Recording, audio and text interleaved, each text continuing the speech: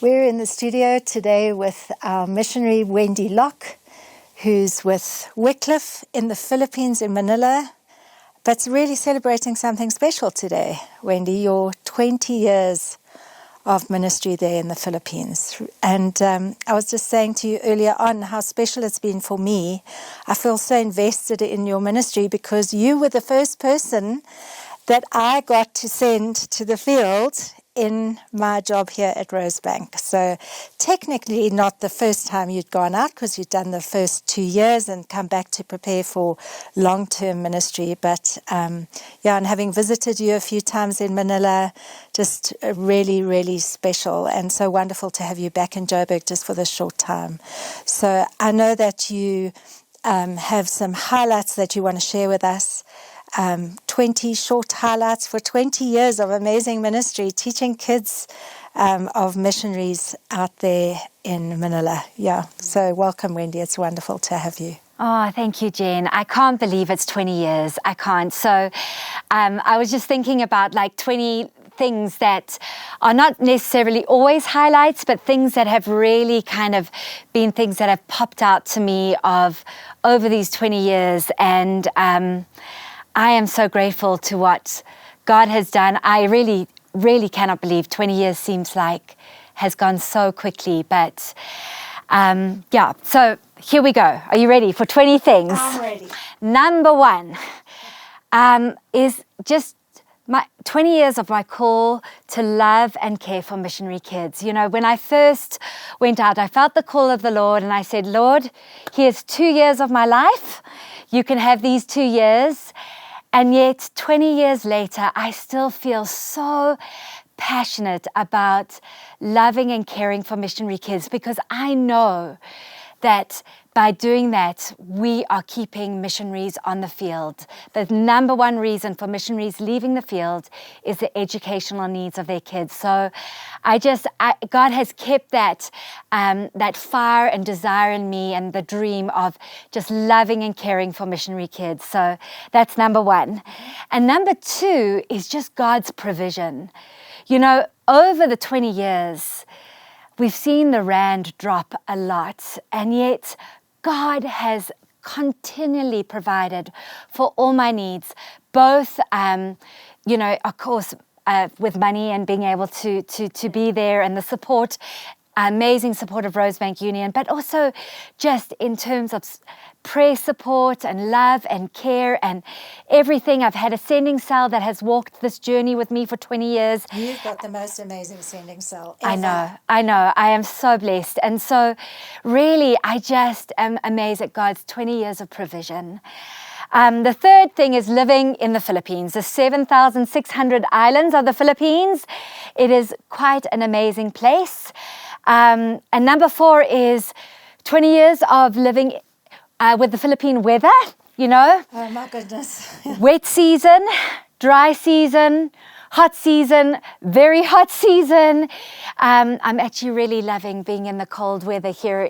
Believe it or not, it's a beautiful break because the weather sometimes can be quite something. But also number five is living in a country which seems to have a lot of natural disasters. This is not a highlight. Sometimes it's been pretty hard with typhoons and every now and then the world shakes with earthquakes. But in 2020, I just arrived back from furlough and Taal volcano exploded and dumped ash all over Manila. It was quite something. So it's 20 years of a country that does have quite a few natural disasters, I must say. And then, of course, number 6 is 20 years of living in Manila, the most densely populated city in the world. It's crazy, Manila. It doesn't have the most people in the world, but per square kilometer, it has the most people living. And yes, there are a lot of us in that city, which is amazing. And number 7, of course, alongside that is 20 years of Manila traffic. Oh my goodness.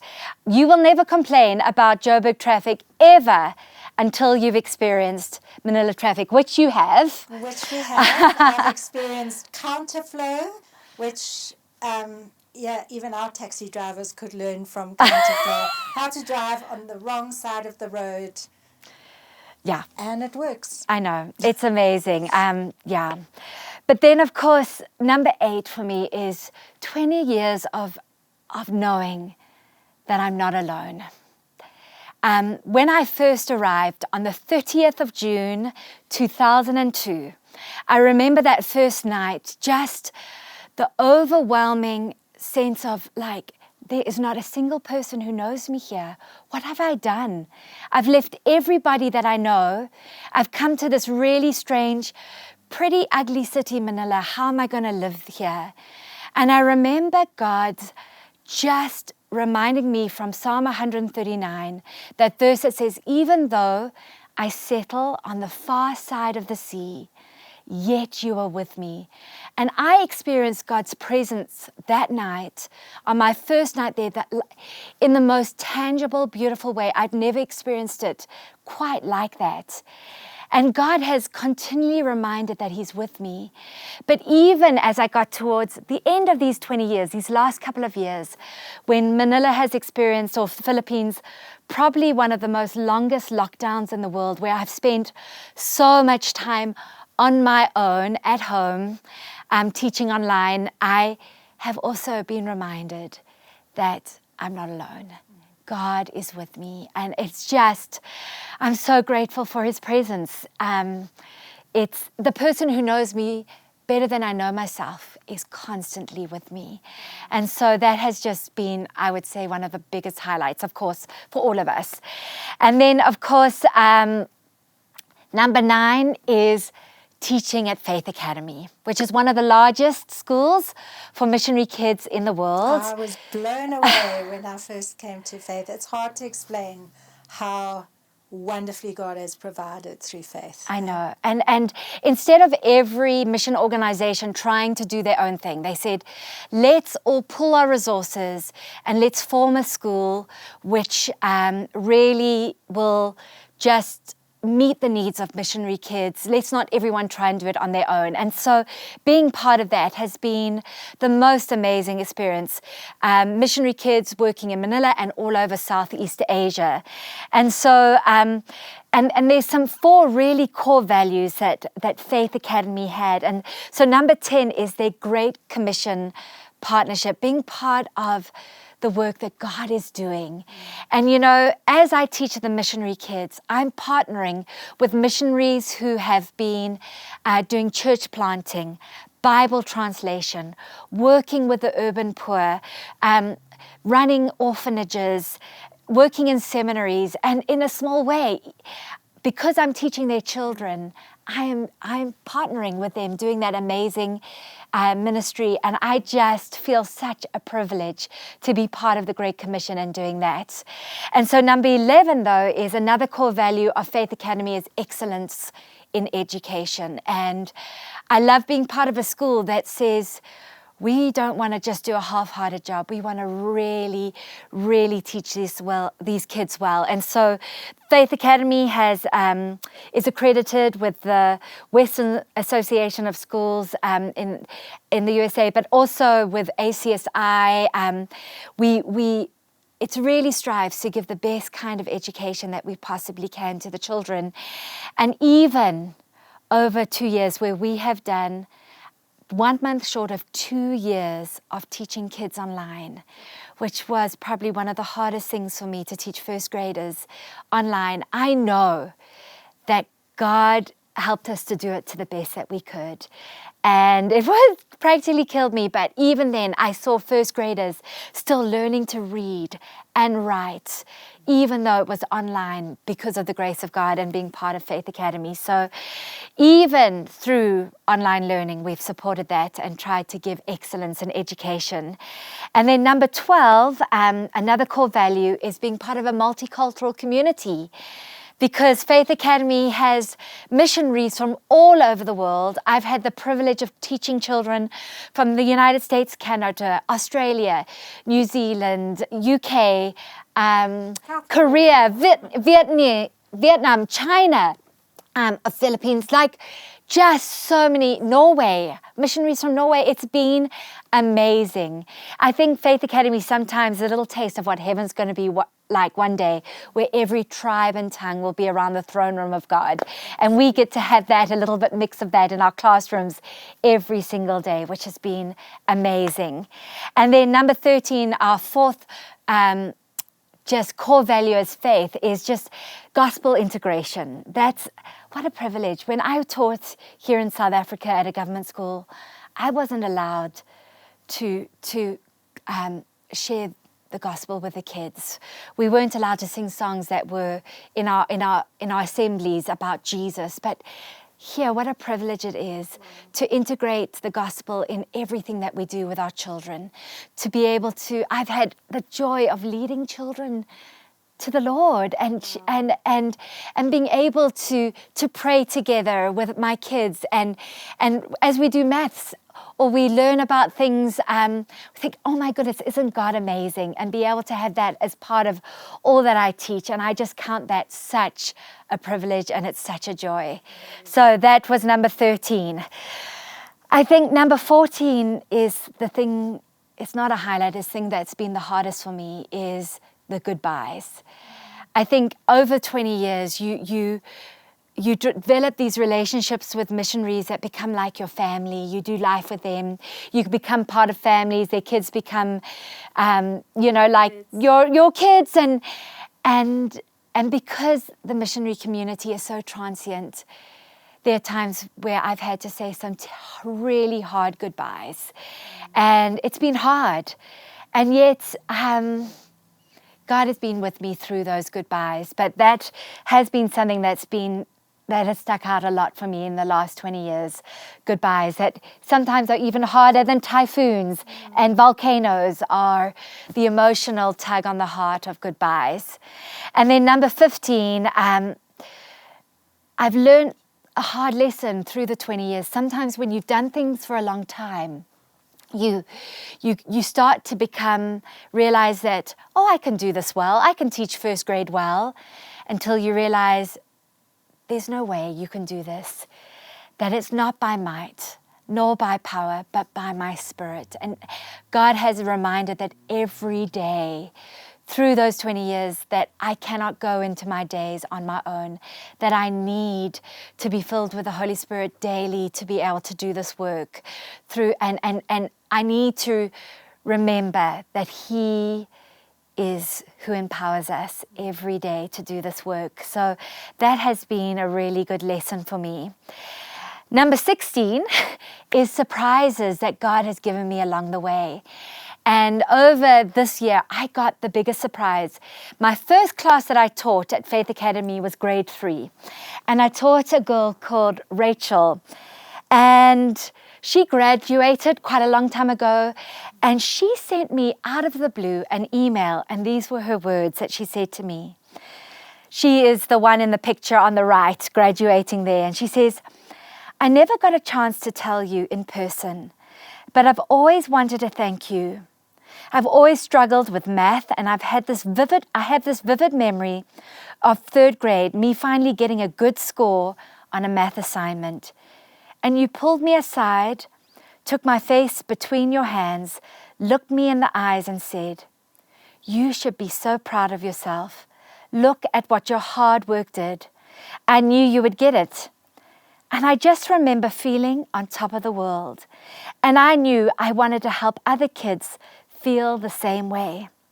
Since then, I've strived to teach like you and show my students the love and encouragement that you showed me. Sure, Wendy. I know. I'm feeling a little tearful. I know. And I feel like God, He gives you these little gifts along the way, because that email came when I was honestly wondering, this is too hard. I don't know if I can keep going.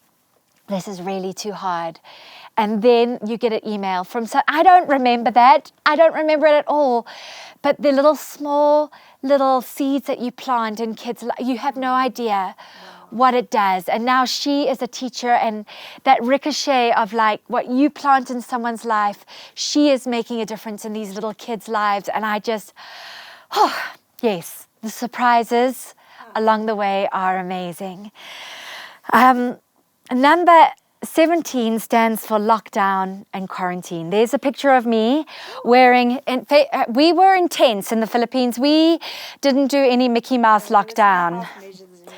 So we weren't even allowed to go out without a mask and a face shield everywhere that we went. At one stage, only a couple of days a week for an hour or so. That's right. There's a picture in the next slide of a QR code that we had to scan everywhere that we went, that had like all our details on.